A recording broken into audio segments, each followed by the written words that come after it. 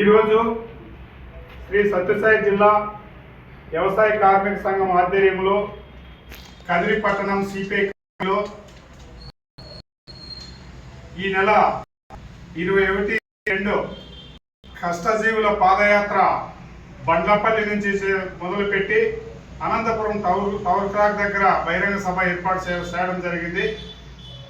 ప్రధానంగా సత్యసాయి జిల్లా, అనంతపురం జిల్లా ఉమ్మడి 2 జిల్లాలు కలిపి పాదయాత్ర పెడుతూ పాదయాత్రలో వ్యవసాయ కార్మిక సంఘానికి కార్మికులకు ఎవరైతే వ్యవసాయ కార్మికులు ఉంటారో వాళ్లకు వాళ్ళు డిమాండ్ ప్రభుత్వం దృష్టికి తీసుకుపోయి ప్రజా సమస్యలు పోరాడి కూలీలకు వాళ్ళకి రావాల్సిన ఏమేమి ఉన్నాయి, బెనిఫిట్స్ ఏమున్నాయి పోరాడతామని చెప్పి తెలియజేసుకుంటూ వ్యవసాయ కార్మిక కూలీలకు ఉపాధి పని కల్పనకి ఉపాధి పని 200 పని రోజులు కల్పించాలి.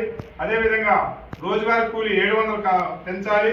అదేవిధంగా వ్యవసాయ కార్మిక కూలీలకు ఉపాధి కూలీలకు పనిముట్లు పంపిణీ చేయాలి.